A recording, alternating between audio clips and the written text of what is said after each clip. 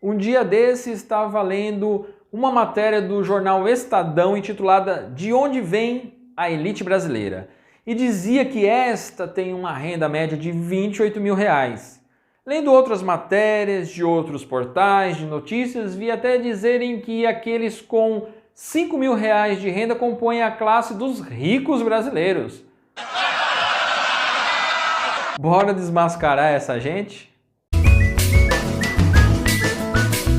Olá, eu sou Flávio Nascimento e este é o canal Plebeu Politizado, o canal de quem ama história e política.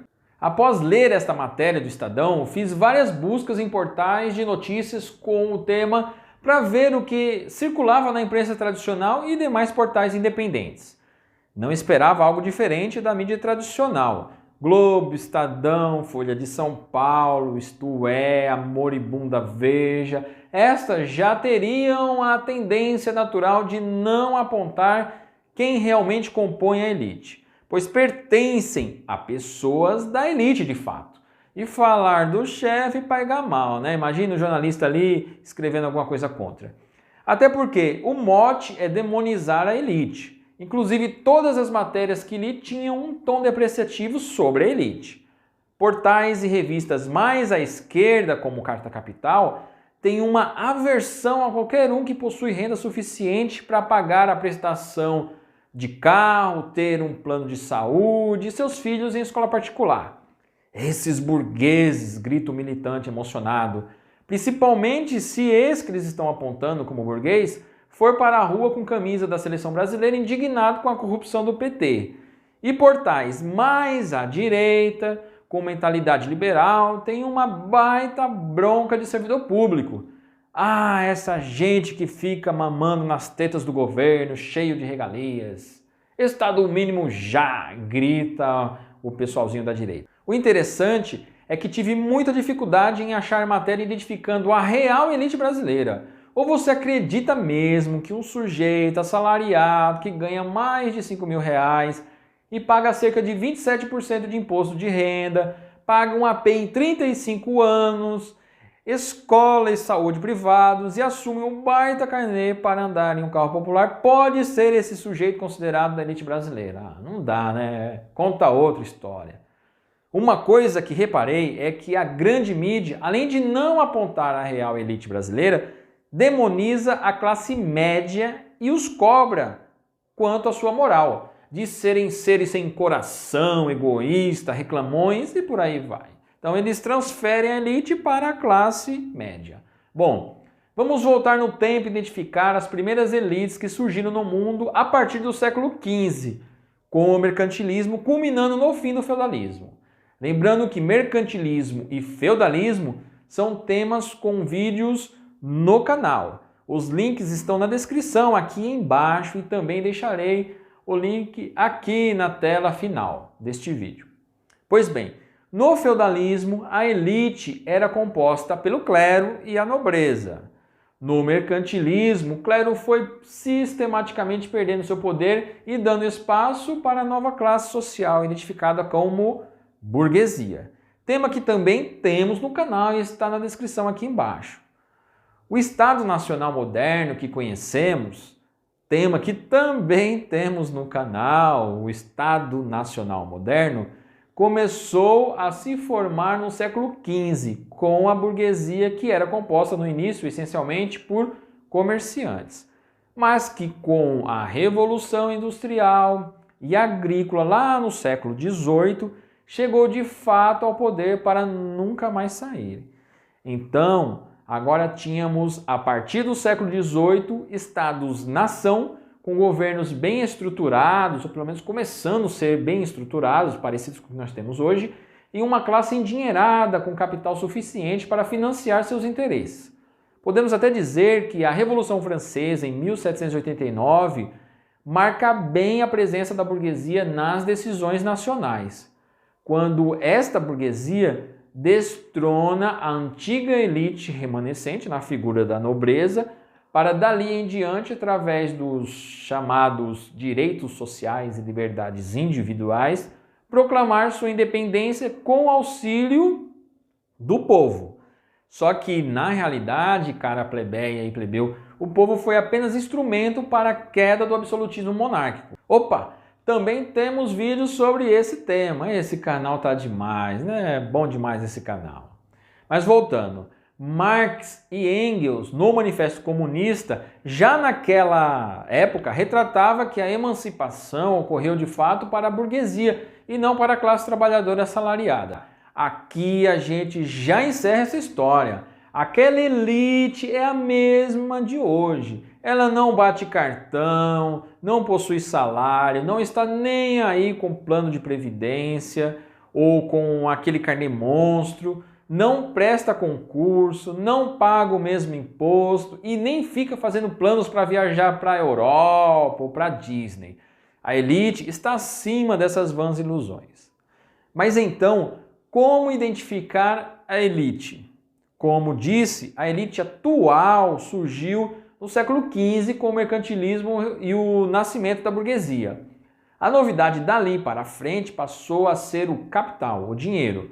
Pessoas que até então estavam relegadas às classes subalternas passaram a integrar as rodas de conversa daqueles que possuíam controle político. Agora, os detentores do dinheiro também passaram a possuir poder político de forma direta ou indireta. E os estados-nação passaram a trabalhar para defender os interesses dessas pessoas. Isso acontece em nações desenvolvidas como a Inglaterra, Estados Unidos, França e Alemanha, ou países periféricos como o Brasil. Até aqui nenhuma novidade nessa história. Isso está rolando há muito tempo. Entendido essa questão, onde quem tem dinheiro procura poder político, basta olhar quem foram os grandes doadores de campanha eleitoral antes dessa mudança da legislação que impede doações por via legal e declarada de empresas. Inclusive, já houve rumor de reverter isso. Doação só por caixa 2 é de fato mais arriscado para essa gente, né? Eles querem fazer uma falsa doação, né? Mas relembrando, essas mudanças ocorreram através de uma mini reforma eleitoral em 2015, após sucessivos escândalos do governo petista de favorecimento de empresas como a Camargo Correia e JBS, por exemplo, entre tantas outras, né? Coisa que não nasceu naquele governo petista, né? Vamos anotar aí. O próprio Emílio Odebrecht tem depoimento que disse que a construtora da família fazia essas doações desde os anos 80. O Ministério Público, inclusive, refere a um departamento de propina dentro da empresa e até publicaram os codinomes desses elementos aí lá na Odebrecht, como eles eram conhecidos lá na Odebrecht. Renan Calheiros era conhecido como Justiça, olha que lindo. Alckmin, o Santo. José Serra era o Careca e Heráclito Fortes, por exemplo, era o Boca Mole. Por que será, né? Polossi, o italiano, e seu sucessor como ministro da Fazenda, Guido Mantega, era conhecido como Pós-Itália. Referência, eles são tão bonitinhos, né? Essa lei só foi alterada por conta dos protestos de 2013, que iniciou com o movimento Passe Livre, que ganhou as ruas do Brasil e fez esse congresso repugnante aí que nós temos mudar a legislação como resposta ao descontentamento da população naquela ocasião. Na prática, nada mudou. Eu diria que até piorou. Esses políticos sempre receberam por caixa 2 e agora fazem campanha com muito mais dinheiro público declarado. Em 2020, para eleições municipais, foram mais de 2 bilhões para essa gente promover a nossa democracia. Sem dizer que antes era mais visível ver quem era a elite beneficiada. Esse valor gasto em 2020 representa quase a metade do dinheiro gasto com todas as universidades federais em um ano inteiro.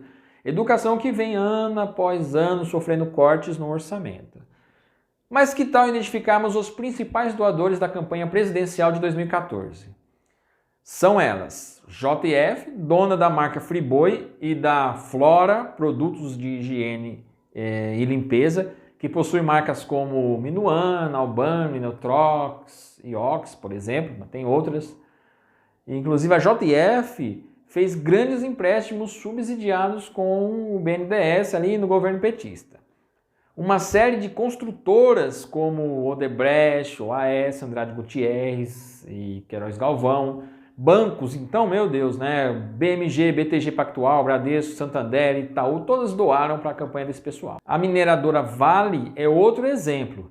Aqui vale, né, a pena falarmos um pouco dessa pérola.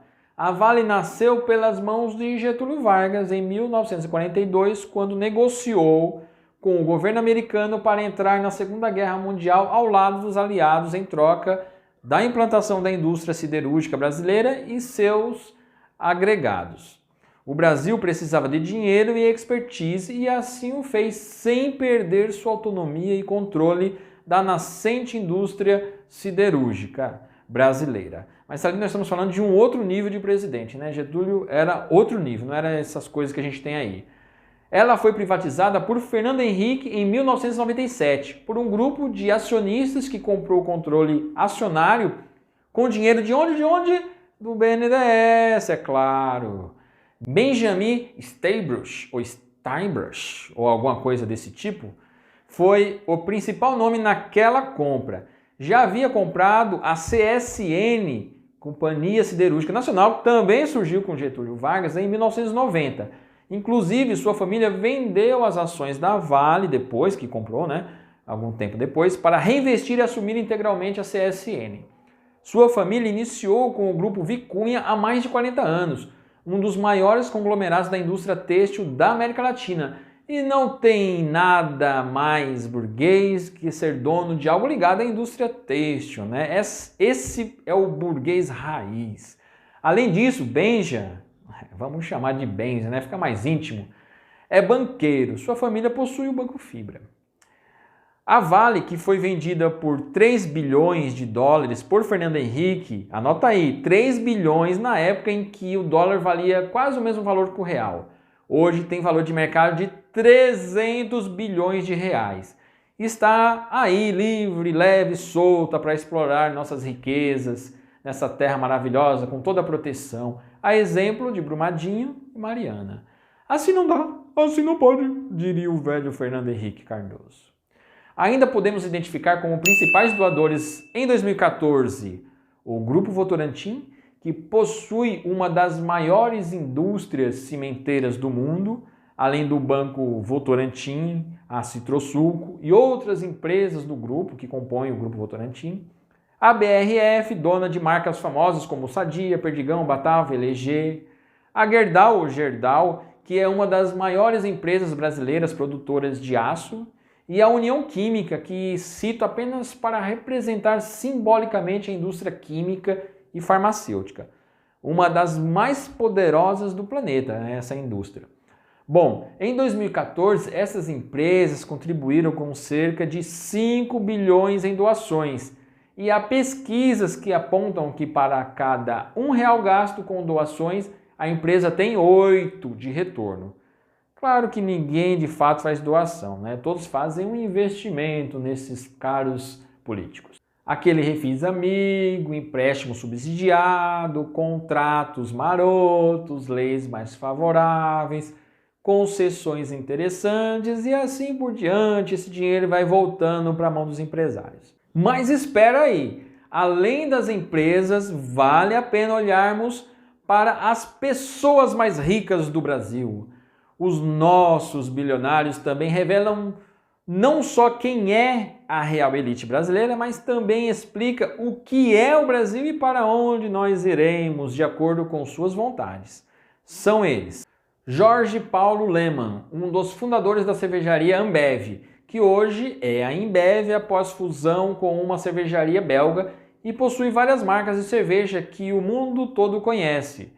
Também é um dos fundadores da 3G Capital, que possui uma série de franquias e empresas que fazem parte do nosso dia a dia, como o Americanas e o Burger King.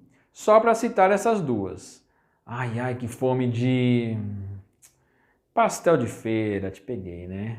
Olha o outro aí. Jorge Neval Mol Filho, presidente do Conselho de Administração da Redditor, São Luís. É outro que se encontra na lista dos bilionários. Não se espante quando você ver a ANS autorizando aumento de plano de saúde acima da inflação ou qualquer outra coisa avessa ao consumidor.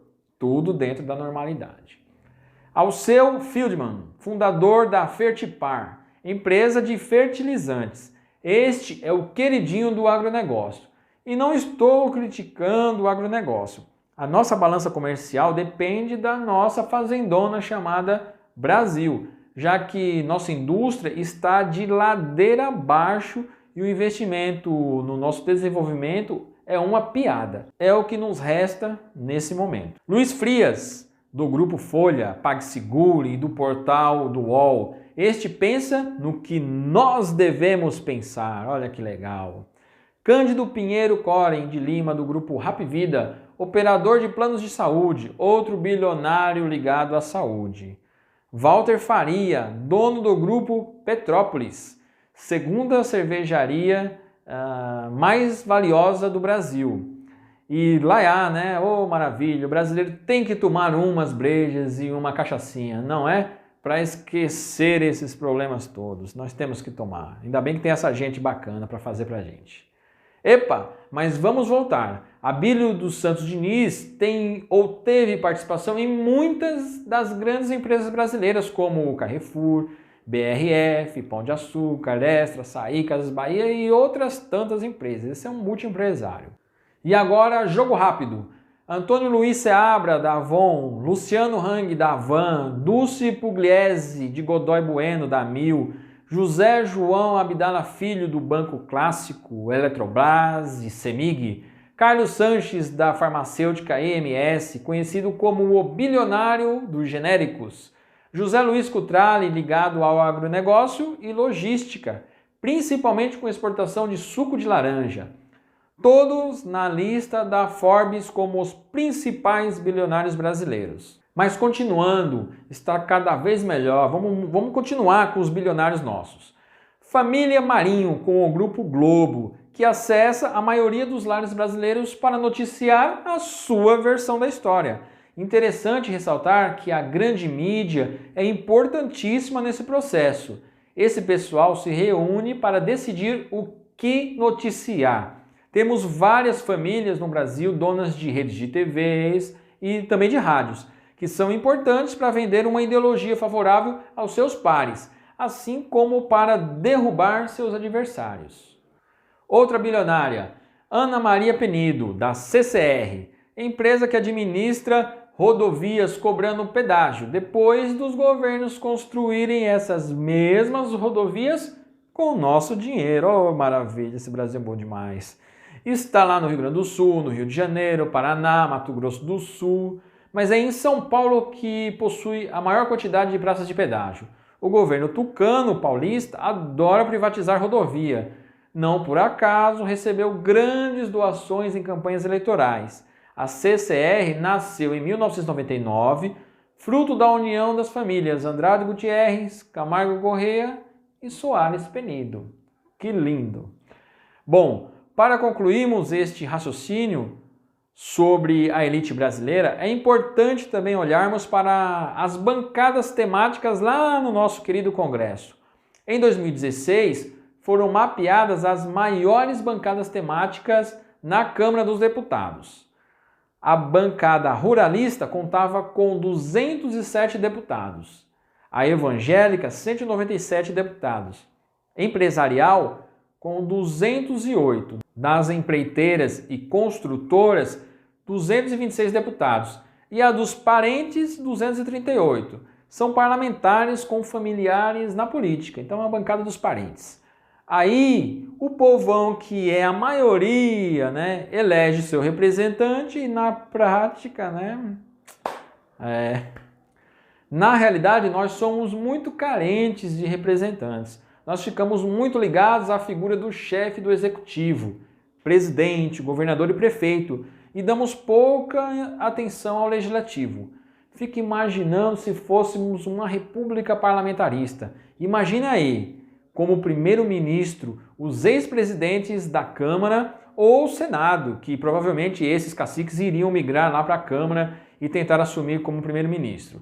Seres como João Paulo Cunha, né, lá do PT, acusado de corrupção no mensalão petista, lá no início, ainda logo quando o Lula entrou no primeiro mandato, o ex-detento Eduardo Cunha, do PMDB, Michel Temer, esse até conseguiu a presidência após rasteira na Dilma, Aécio Neves, do PSDB, envolvido em todo tipo de propina com sua irmã, Severino Cavalcante, que também teve seu mensalinho, Henrique Eduardo Alves, ex-detento também, Eunício Oliveira, Renan Calheiros, Edson Lobão, José Sarney, Jader Barbalho, Antônio Carlos Magalhães. Nossa, é melhor parar. Citar muita gente ruim de uma vez só deve ser ruim, né? Então vamos encerrar isso daqui. E agora, você compreendeu quem é a real elite brasileira? Aquele snob que gira e cheira o vinho importado, anda de carro caro, frequenta os locais mais caros ou viaja para fora do Brasil, não representa necessariamente a elite brasileira. Nem a madame de nariz empinado, que monopoliza o pessoal do salão de beleza com seu botox e olhar de altivez. A elite é restrita a algumas famílias e conglomerados. Como podemos observar, ela está nas construtoras, na indústria farmacêutica e no serviço de saúde, nos grandes fundos de investimento, no sistema financeiro, principalmente ultimamente, né, com os banqueiros ou na grande mídia. Um exemplo notório do que estou falando está na figura do governador de São Paulo, João Dória, conhecido aqui em São Paulo como Calça Justa.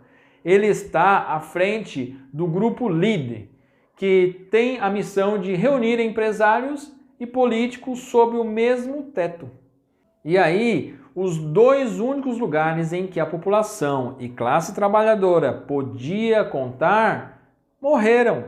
O primeiro são os sindicatos, que tiveram grande importância na história do Brasil com Getúlio Vargas, que rompeu o elitismo político brasileiro que perdurou da proclamação da República em 1889 até 1930 na política do café com leite, que só beneficiava a elite agrária, época em que o povo sequer era lembrado. Pela primeira vez, a voz do povo chegou ao Congresso. Os sindicalistas, embriagados pelo dinheiro fácil e as negociadas patronais, viraram as costas para aqueles que eram a razão da sua existência. Agora estão aí desamparados por força de lei e pela inércia da sua falta de vontade de trabalhar e lutar. O segundo lugar, que deveria ser a casa da população, são os partidos políticos de massas. Estão muito distantes do dia a dia das pessoas. Procure em sua cidade um diretório partidário para discutir a cidade, promover o debate ou planejar o futuro. Esses lugares simplesmente não existem. Se estiver fora do período eleitoral, então esquece, você nem sabe quem são essas pessoas. Mas esse troca-troca entre elite e políticos só acontece no Brasil? Não mesmo. Quanto mais capitalista uma nação, mais interferência da burguesia no governo. Veja o vídeo sobre a República das Bananas, que está aqui embaixo na descrição, e verá o quanto Wall Street tem poder no Congresso americano. Os americanos não promovem guerra para defenderem sua ideologia democrática. O exército americano está a serviço do capital, do dinheiro. Agora, dê uma moral para o nosso canal. Essa pesquisa deu um baita trabalho. Dê um like, assine o canal e compartilhe esse vídeo clicando aqui embaixo, enviando para seu amigo que também se interessa pelo assunto. Ajude a deixar um político puto da vida. Compartilhe esse vídeo. E a citação do dia é de Hayek, do livro O Caminho da Servidão. Vamos lá. O coletivismo em proporções mundiais parece inconcebível, a não ser para atender os interesses de uma pequena elite dirigente. Até a próxima!